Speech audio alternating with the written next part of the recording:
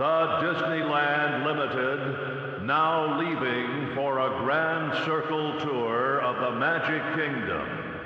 All passengers board. Star Tours announces the boarding of the Endor Express. All passengers, please prepare for immediate boarding. Please stand clear of the doors. Por favor, manténganse alejado de las puertas. To those guests who've just joined us, welcome. For those of you standing, please hold on to the handrails throughout our journey and stay clear of the door. Please keep your hands, arms, and legs inside the train and remain seated at all times. Now then, hang on to them hats and glasses, because this here's the wildest ride in the wilderness. I am Sam, the American Eagle, and I am proud to introduce the Grand Circle Tour podcast, a celebration of Disney parks, but mostly the American ones. I really like these guys. Good afternoon, Grand Circle Tour passengers, and welcome to another episode. My name is Dan Hansen, and I will be your conductor today as we take you on a Grand Circle Tour around all things Disney. Tonight on our show, I am joined by some of my favorite co-hosts. In fact, if there was a list of my favorite co-hosts, you three would be in my top 7. Good job, guys. Let's go around the room. Caroline, we'll start with ladies first. What's up? What's up? I'm excited to be here. And I'm still really excited about the cruise I went on. So that's my waltz up. It's going to have to be that for a while. It's going to be your waltz up for the next couple months, I guess. Yes, it is. It was that fantastic. Well, I'm very glad to have you on tonight's show, Caroline. I think we're going to have a fun time tonight. We sure are. George, waltz up with you. Hey, Dan. First of all, I just have to say, what number am I placed in the 7? That all depends on how well tonight's show goes. I see. That's how it's going to go. So my waltz up is that Disney and Pixar just released the new title for their movie coming out called Onward. Yeah. Starring Chris Pratt, Julie Louis-Dreyfus, and Tom Holland. So we get to have Star-Lord and Spider-Man in a Disney Pixar film.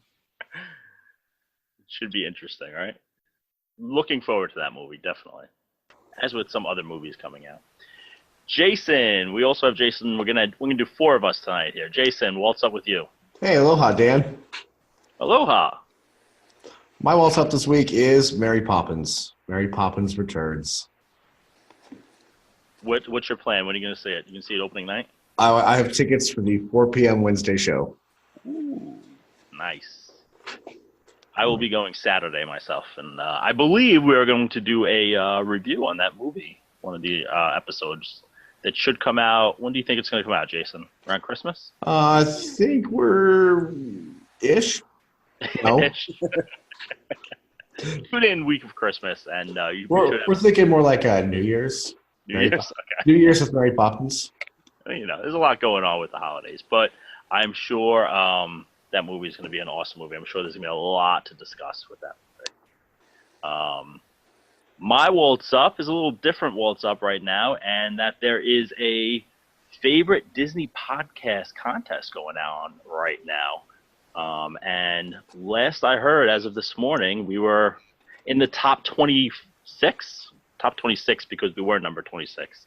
So I encourage you, all of our passengers out there, to go on the Facebook group Disney Inspires. That's Inspires with an S, I believe. Am I saying that right, guys? It's Disney Inspires.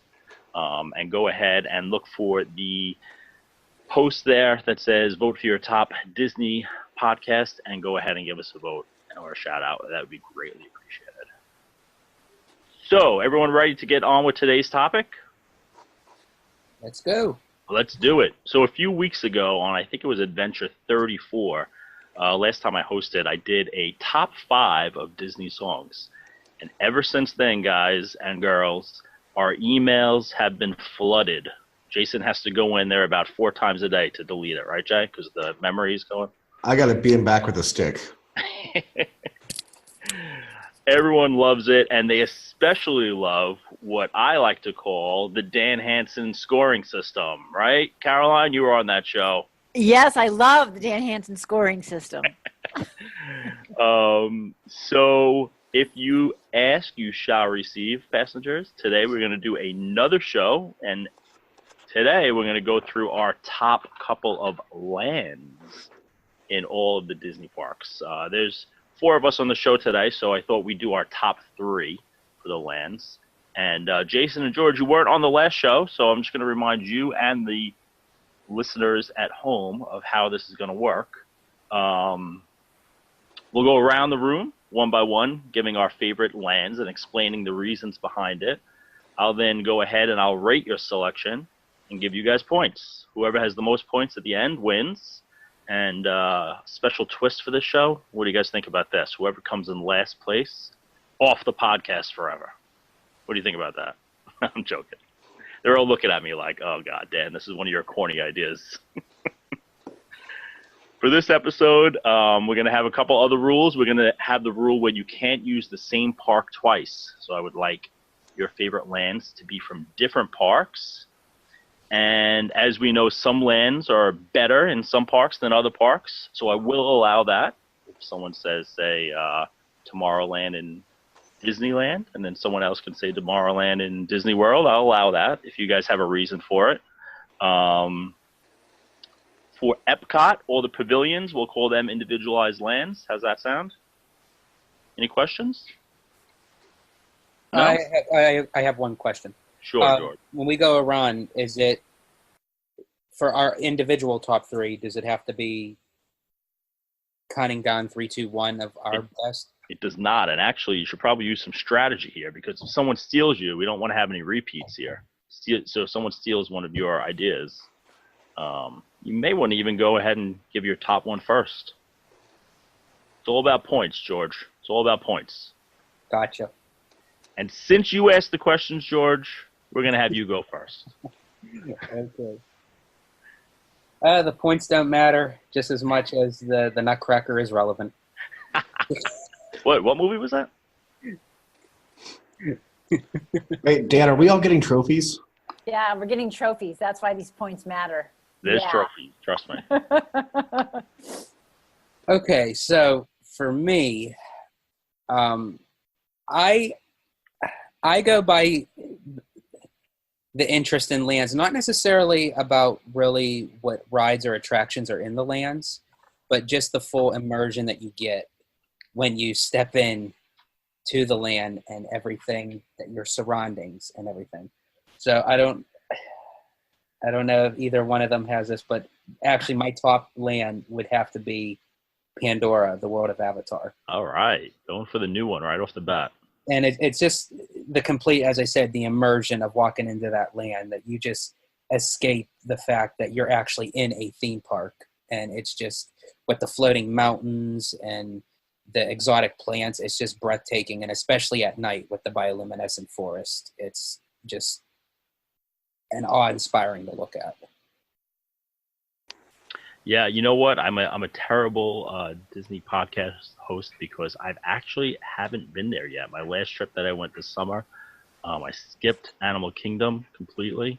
But you know, from what everyone says, it's awesome. How in the world are you going to give me points on a land that you haven't seen yet? Hey, listen, George, that's your problem. That's not my problem. You should have thought about this a little bit more, right? Because I've never been there, so I don't know. I'll give you 10 points. I should have went 1 second. All right, Caroline, you're not the rookie here. You're a veteran at this game, so you know how to play it. So why don't you go next? I know how to play it, yes. And I have to tell you, you need to go to somebody else because I just spaced out what my reason was for why I have my land. So can you go to somebody All right. Jason, you're up. Tagged in. Well, I'm going to go with I'm surprised neither one of you took this from me. My favorite land in any Disney park and a Walt Disney original, New Orleans Square over at Disneyland. Wow, that's where you're going first. Greatest land in any Disney park anywhere. Why is it the greatest, Jay? not only do you have the 2 classic e-tickets that everyone knows and loves and has to go on, it's just this perfect little land where you wander through, get lost in the shops and the alleyways. What are there's a lot of I think there's a lot of Florida Disney World listeners here. So why don't you tell the listeners who haven't been to Disneyland what those attractions are?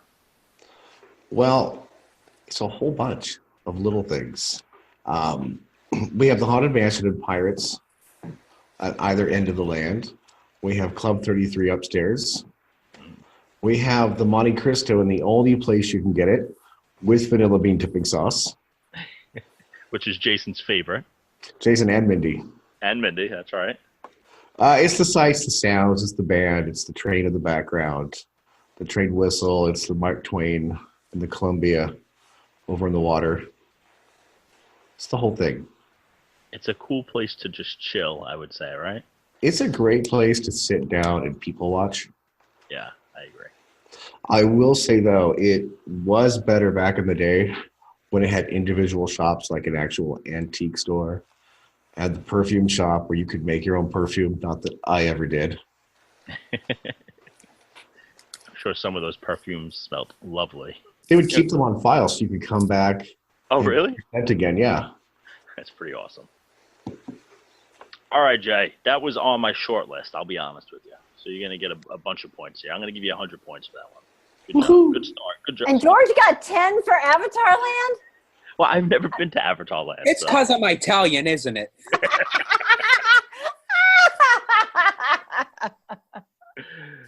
100 points. Hey, listen, you still have room to Room move for up. improvement? Two more. All right, Caroline, you ready? Okay. Yes, I'm ready. I'm so sorry about that before. That's all right. I would say Cars Land at Disneyland. Ooh, Cars Land. And have you been there? No. Oh, son of a. And points for you. Well, it's Doug will skip for the lead. it's fabulous, and especially fabulous at night. The way it lights up, the way it just the theming it's fantastic and magical. And on the other side of the mountain, it's like I'm doing hand signals like you all can see me. But on the other side of the mountain is a busy road in Anaheim, but you don't even know that when you're in Cars Land. And it's just a magical place to be, especially at night. Yeah, you know what? I actually recently, about a week ago, one of my Facebook friends was there, and they would like live streaming at night. And that was the first time I ever saw it, and I have to say, I was like, "Wow, this is really nice." It's really, really great. And then the main attraction, it's kind of like Test Track, but even but better. Right. And it's really cute. It's fantastic. So that's my number one. Awesome. Well, I haven't been there, but I'm still going to give you 90 points because I just want to get George upset.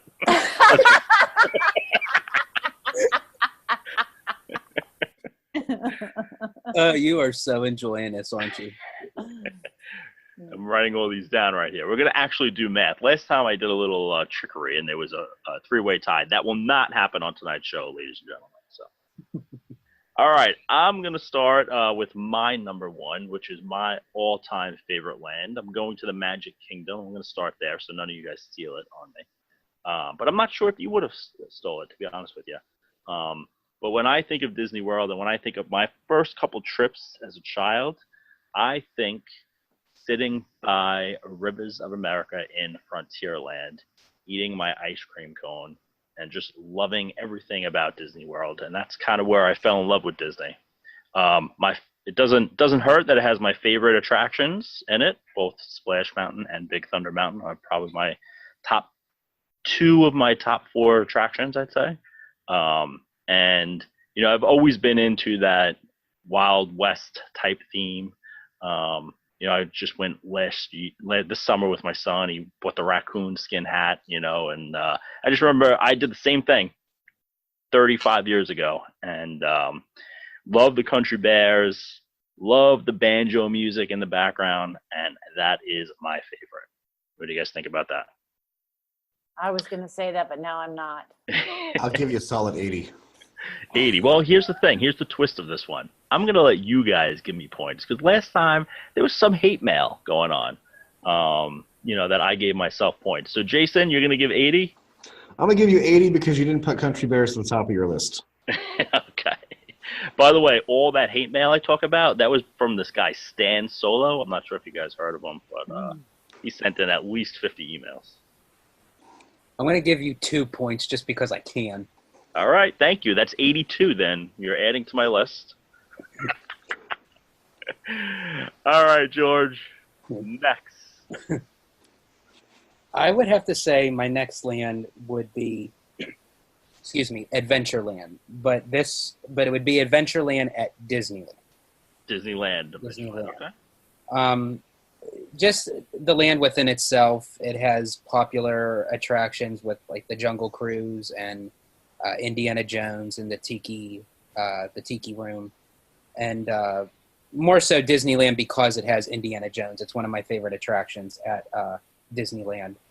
But it just has like that adventurous feeling, and I have to have my Dole Whip float. It's a must. Is that where you have your first one, your second one, or your third one? Because you have 3 of them, right, at a time? Yeah, that's actually where I discovered that I could eat 3 at once. So you eat all your Dole Whips there. Yeah, I eat all my Dole Whips there. And I get all 3 of them at once, so I don't get back in line. I just get them all there. And I tell you, as I said, it keeps me pretty full past lunch. How do George, you like to... Go ahead, Jason. It's like, George, you need that beer helmet and just put your Dole floats. Yeah, there you go. Where the beer should go. How do you like those jungle skippers at Adventureland?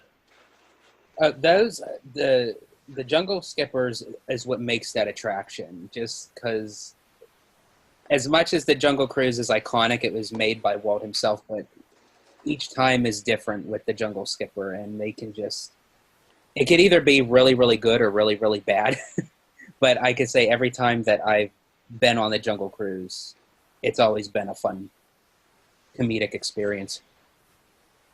So you're saying the Jungle Skipper is crucial to your Disney experience? That's where I was getting at too, Jay. As far as riding the Jungle Cruise. Yes. I'm hearing without a Jungle Skipper, it's no fun for you? That's what I'm hearing. George loves his jungle skippers. All right, George, you know you're what? still top notch, Jay. George, you know what? I would say if I didn't make the rule that couldn't have 2 in the same land, Adventureland was my backup in Magic Kingdom. So good start. Going to get more than 10 points. Woohoo! What do you think it is, George? 11? I'm not going to be mean. You're going to get 100 points for that one. Good job. Thank you. Jason, we'll go back to you. All righty. Okay, so tell me if this doesn't count as a land, I'll change my answer. But for my second favorite land, I'm going to say Sunset Boulevard over at Hollywood Studios. That's on my list, so I'm going to say it counts. All right. It better not be a lot of points because that actually was on my list too.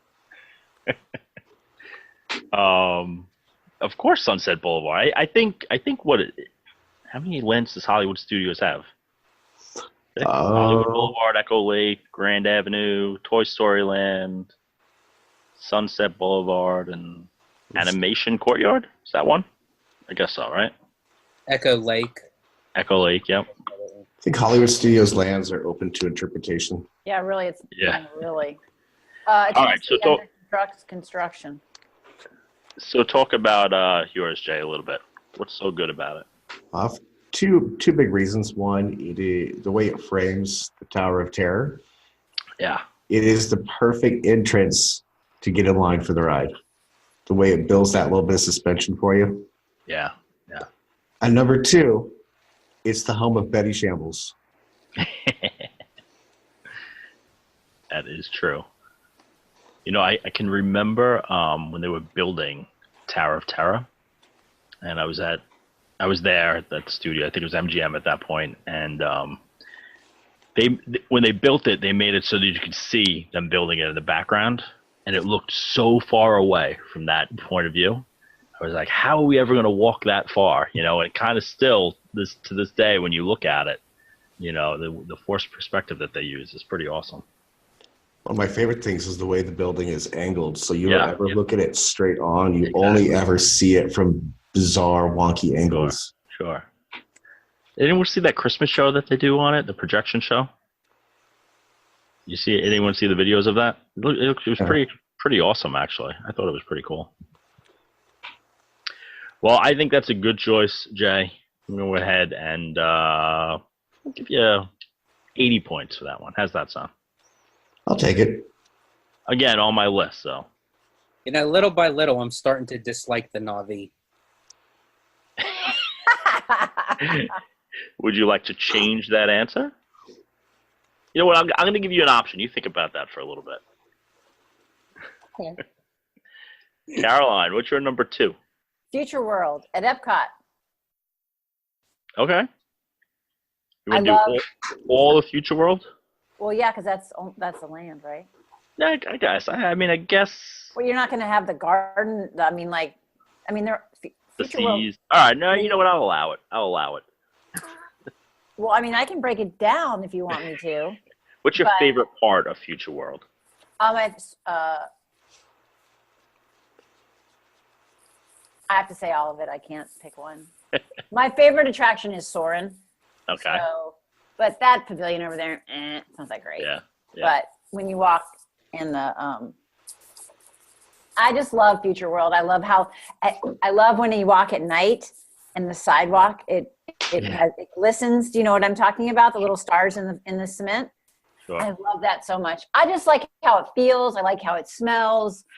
I just love I love the ambiance.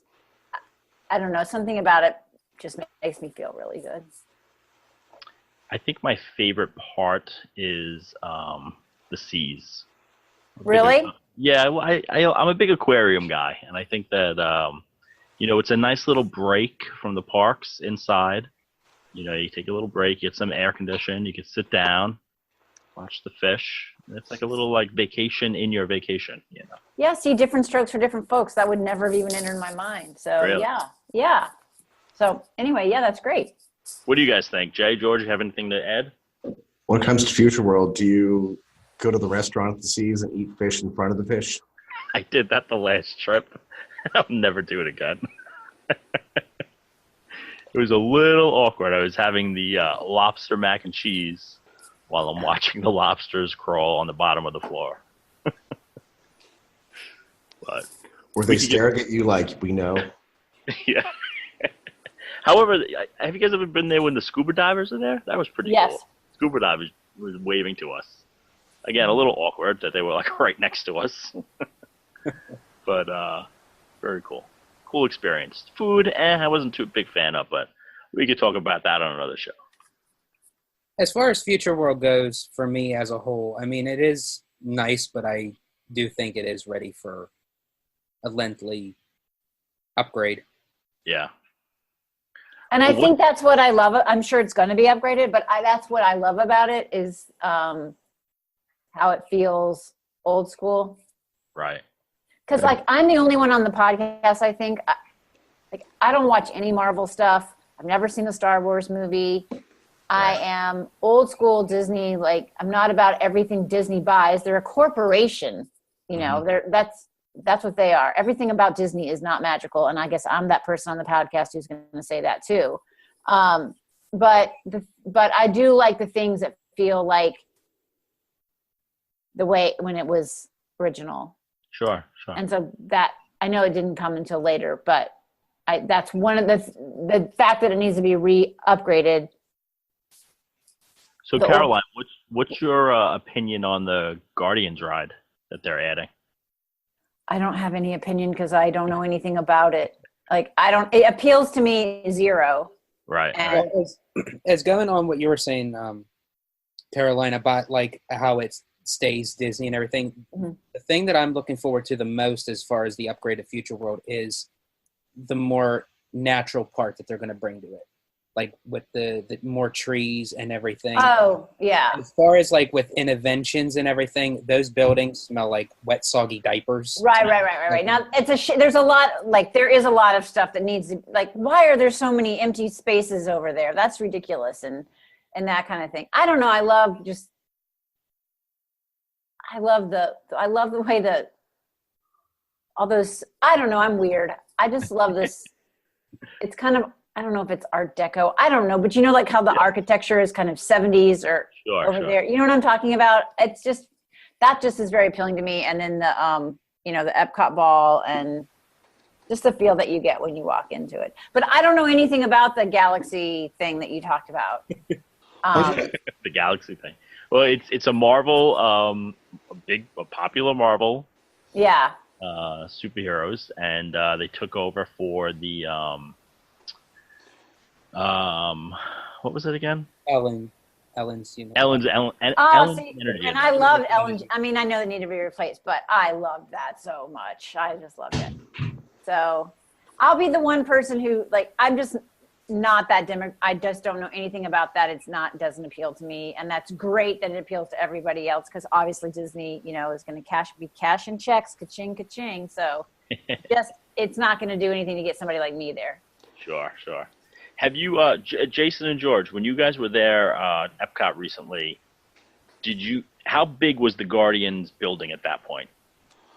Oh, when I was there, the whole outer structure was out, and I tell you, it looms over Spaceship Earth. Yeah. Yes, it does. Yeah. I saw it when I was there too. And that's the one thing that concerns me about it. I do want to experience the ride, especially at the meeting that they had where they unveiled the ride system for the coaster. I mean, that looks really cool because I'm a thrill junkie. But as far as the building itself goes, I'm just afraid that it's just going to stick out like a sore thumb, no matter how they try to make it match with the landscape and everything. And I kind of would still wish that it wouldn't tower over Spaceship Earth. Right. Yeah, I agree. It'll be interesting to see how they're going to mask it. I've heard about all this painting designs that they're going to do and color schemes to try to make it blend in, but it's a giant building. I don't think it's going to be able to blend that much, you know. As far as the attraction itself, I'm all there for it. I'll be right there in line for it. Yeah. I've always liked that Epcot looks kind of disco, so I hope it stays partially there.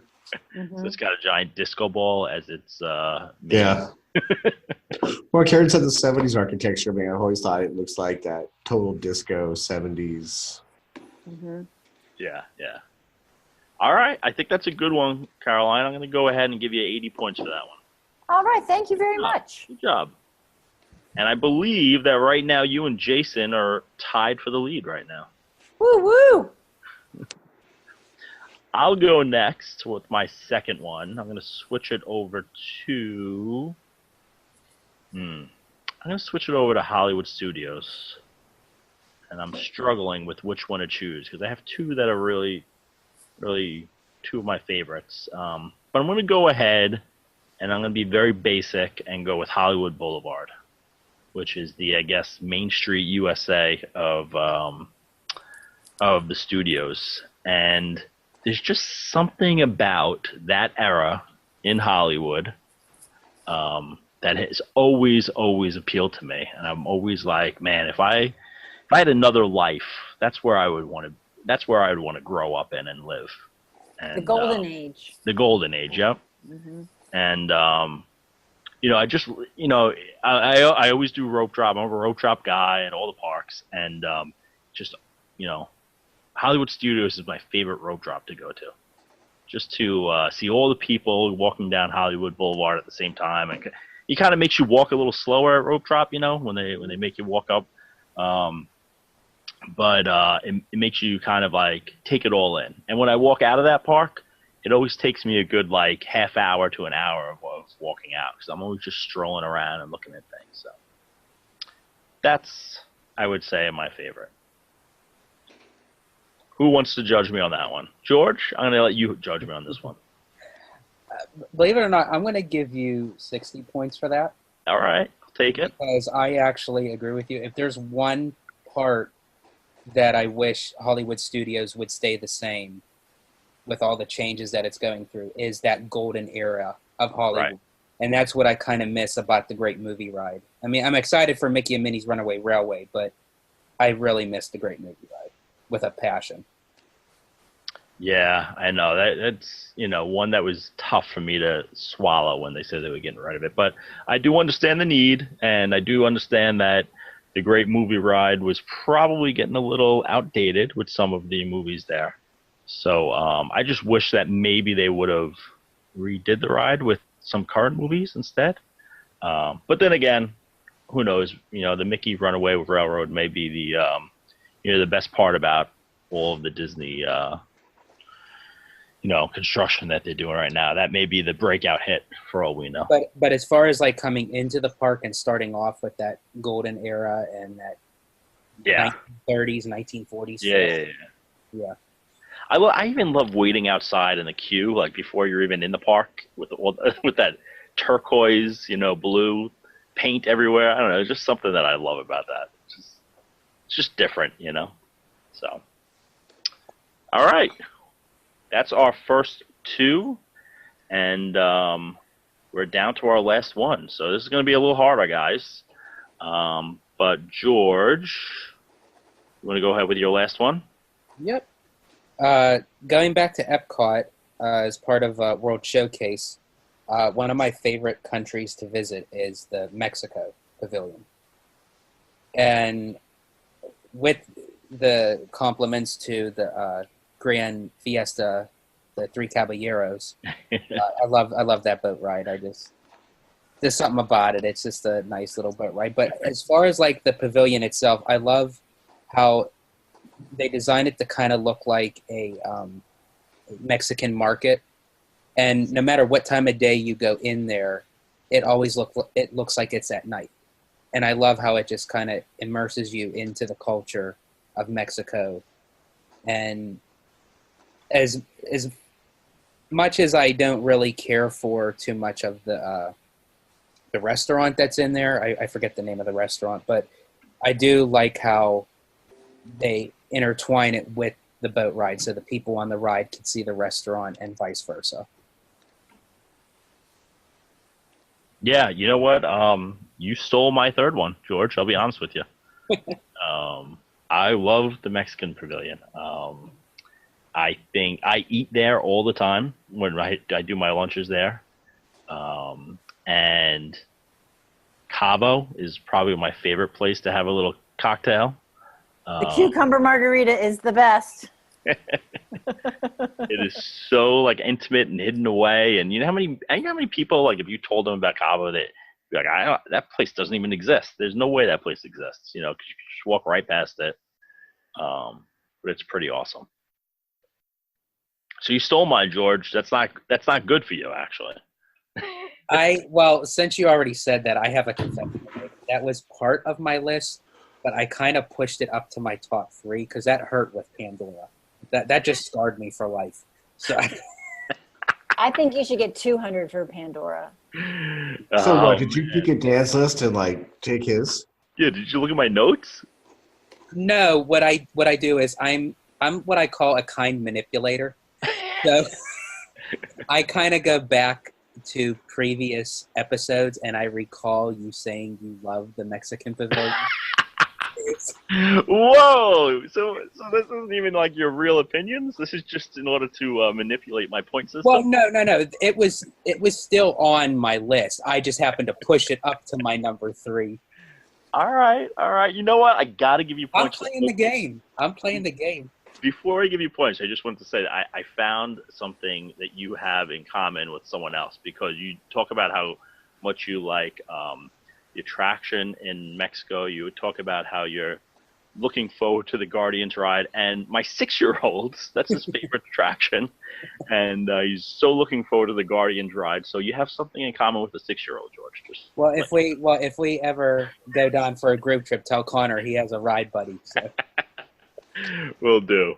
George, that's a good... Listen, you started off very, very slow. You got 100 last time. I got to give you another 100 points for this one. Good job. Good job. Jason, your last one. I just wrote down George has instant recall for revenge for the show notes.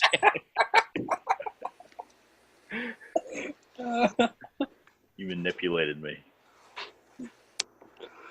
I'm going to get 0 points on the dance scale here because I'm going to cross the pond. Across the pond, Cross the pond. So my third, I'm going to give it to Frontierland over at Disneyland Paris. Oh, yeah. All right. Not just for the 2 major e-tickets and the way they were reimagined, but the way the entire land tells one story and each attraction is connected to the next. And all the little Easter eggs throughout the land and the shops and the restaurants. All right. So I have not been. Have you been there, George? Jason? Yeah. All right. So I have not been as lucky as you have. So you have to explain that a little bit more to me.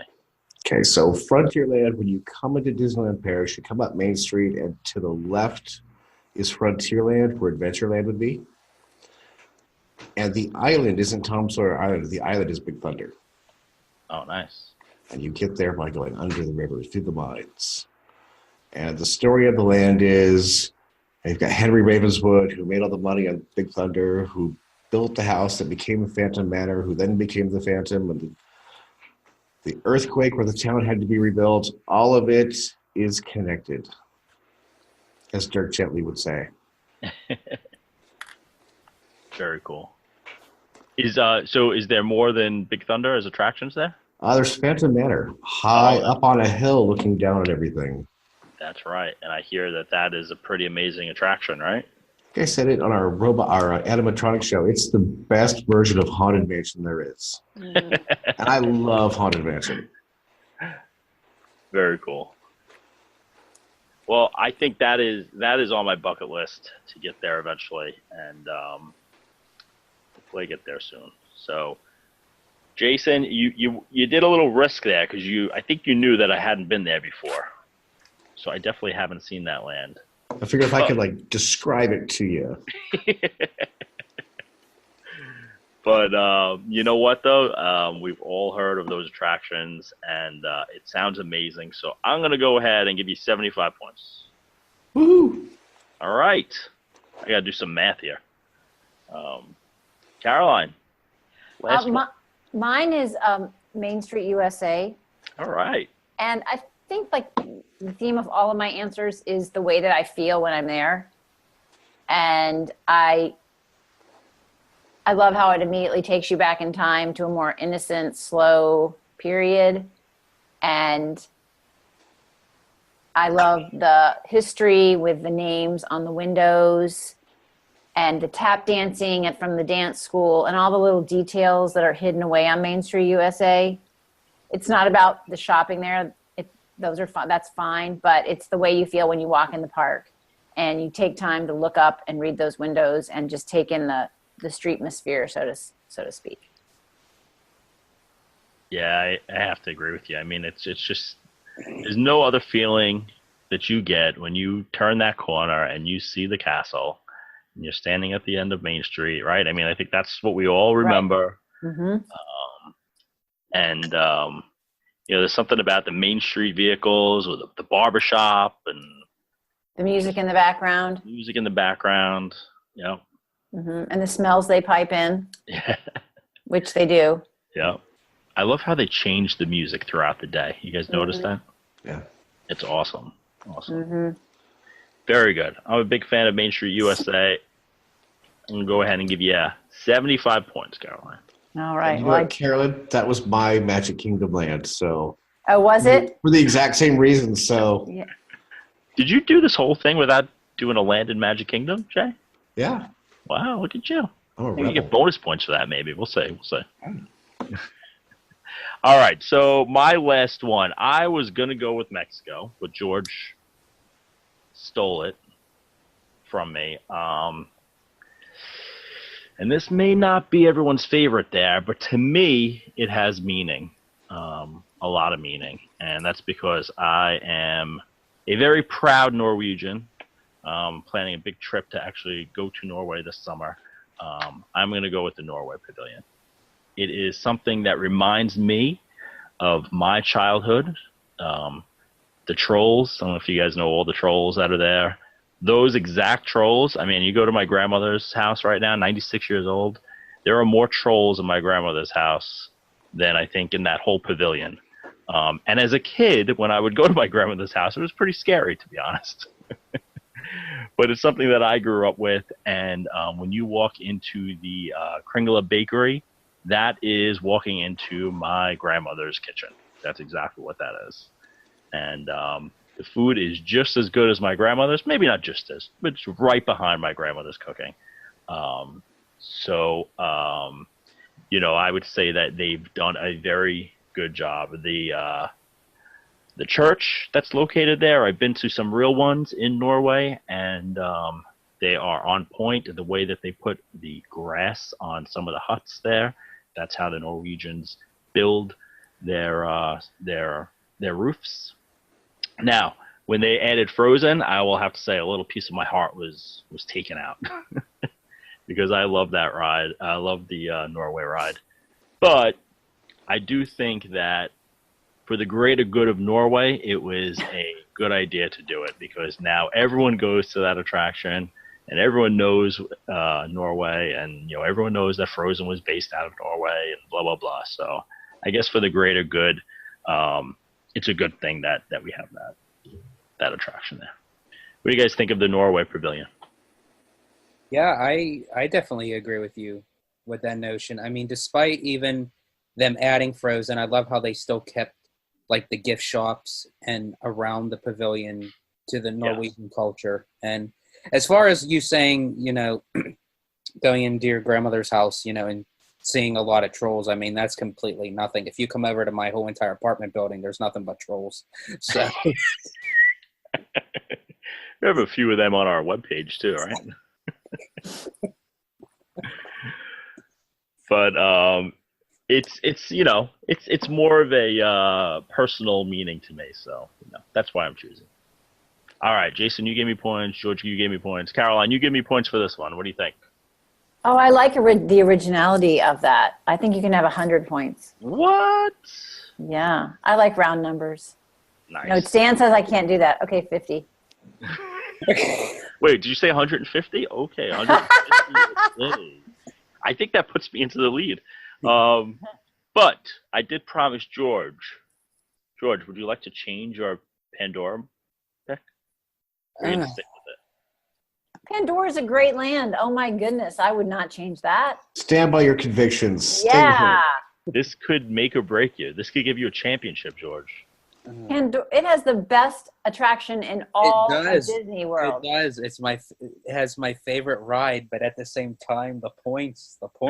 Oh, that trophy that we're not going to get. You're not going to get it. But the point, don't listen to him, George. It's like the angel on one side and the devil on the other. Yes, but which one's the angel and which one's the devil?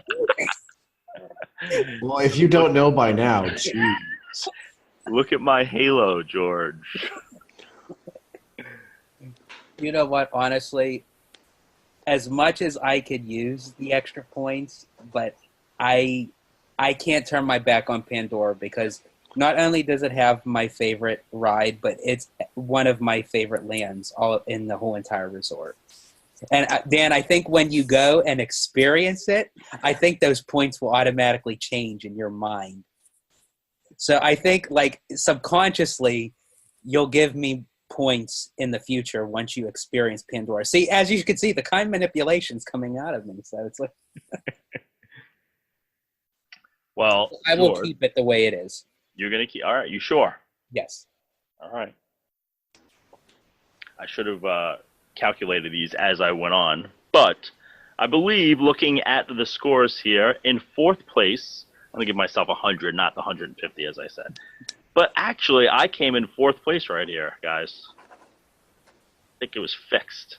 Next time we're gonna go back to me giving the points for myself. All right. I give you 100.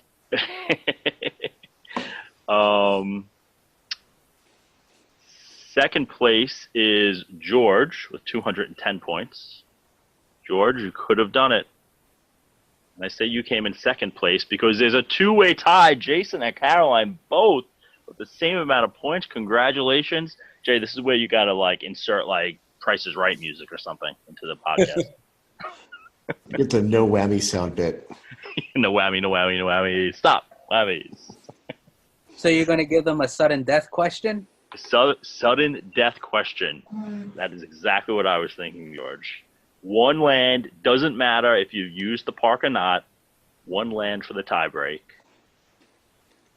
Jason, I'll let you go first. I'm going to go with Fantasyland at the Magic Kingdom. Ooh, you went for the easy one that you knew you'd get some points for. I went for the easy one. Because you have Beauty and the Beast, you've got Little Mermaid, you've got Seven Dwarfs, Small World, which we all know I love, Peter Pan. How do I not win? Bang. Caroline, can you top that? Mic drop, right. Because I literally have a mic I can drop in front of me. No, those are expensive. Don't drop them. That's true. I don't know that I can. I don't know that I can top it. I was gonna say Frontierland over at in Disneyland. Did somebody say that one already though? I said Disney World. You can say okay, Disneyland. Disneyland. Okay, I like Frontierland for a lot of different reasons. I miss the they used to have the petting zoo over there. You know what I'm talking. You know, and the goats and Yep. they took that. And anyway, I love that. One of the reasons that I love it is back in the day, my acting teacher, and if you want to look him up on IMDb, his name is Gary Grubbs. And once you look him up, you'll be like, oh yeah, I know him. He's been in a million things. He was the voice for Frontierland. When he says, welcome to Frontierland. Yeah, he was also on, yeah. So anyway, that is like, makes me feel very happy to have that personal connection to, I mean, you know what I'm saying. To personally know and admire the voice of Frontierland makes a Disney fan feel tingly all over. I got Cinderella Castle in my land. Bam. Well, I will say that Caroline probably used a page out of George's book here. Because I told everyone my favorite land was Frontierland. So why not just say Frontierland again, right? I mean... But then I threw in that personal story. Personal story, but on the other side, can't have a park without a castle. Some park without That is true. That is true. Let's just settle this right now. Forget both it's of them. why you threw Tinkerbell off the roof. I don't know. What do we do here? Is the castle technically in Fantasyland? Do we know that for a fact? Yeah. Yeah, because if you look at one of the maps, like the paper maps, they consider that as at Fantasyland. It's not just in Fantasyland; it's where Fantasyland begins. Yeah, that's true. That's true. That's the border. It's where the magic happens. That's true. Where the magic happens. Yep. Caroline, I would love to give you the win because I really love Frontierland, but I think Jason is probably the winner. That is fine with me. Congratulations, Jason. I win nothing. First ever winner of the Dan top 10 or 5 or 3 or whatever we're doing, depending on the topic. So congratulations, Jason. Does anyone have any other honorable mentions you want to talk about? I'll start. I was going to go with Toy Story Land, to be honest with you. Because, really and truly? I was. And, you know, I feel like I liked it so much because I wasn't expecting it to be that good. If that makes sense. Oh, that's good. Especially like you said about Cars Land at night.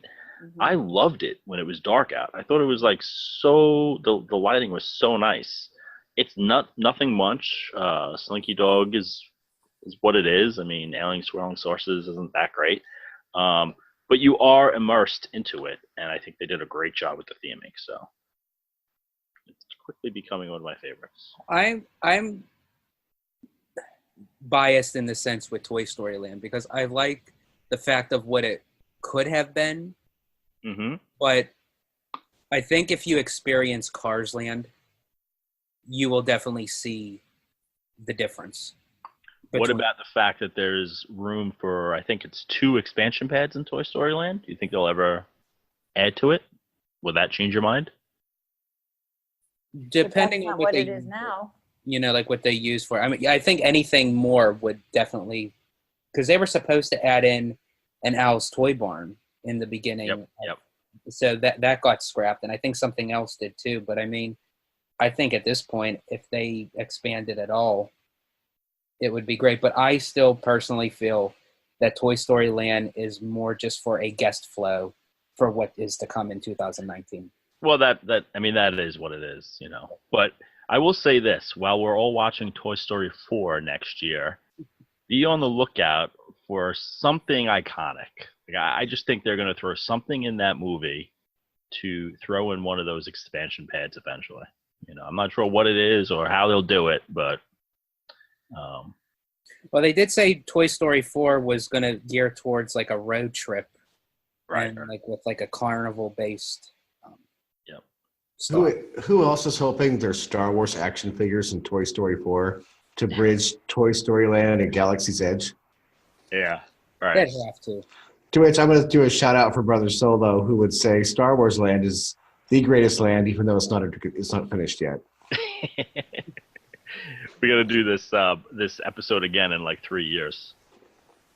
So, any others out there anyone want to talk about? I would give a shout out to Buena Vista Street. Okay, it's a good one. It's a great theming. You just kind of get lost in that 1920s feel. Great, just shopping, hanging out, get a Starbucks.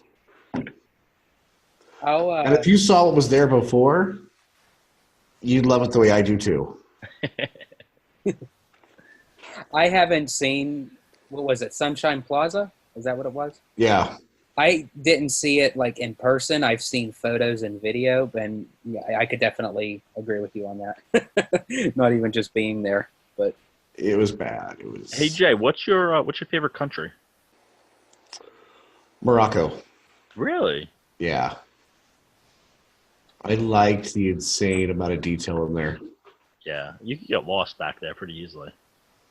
Again, though, I think it's one of those pavilions that people just walk on by, to be honest. But. Let's see, I'm the opposite. I want to go in there and just kind of get lost in all the detail. Oh, yeah. And I love Spice Road. Haven't been there yet, but I will try it. You know, if you're going to Epcot, don't eat the Mexican food or the Chinese food, the stuff you can get at home. Yeah. Be brave. Do the Epcot thing. Not just get drunk. Yep. But try new things. Well, guys, I appreciate everyone having fun with me tonight and playing along with my dumb rules. But I think the lands in the parks are what brings it all together, and I think this was a great discussion. So thank you all for joining. Thanks for having us. Passengers, we're just about to get back to our original location, that railroad station on Main Street. And our Grand Circle Tour is now officially over. I hope you all had a great night, and thanks again for hanging with us.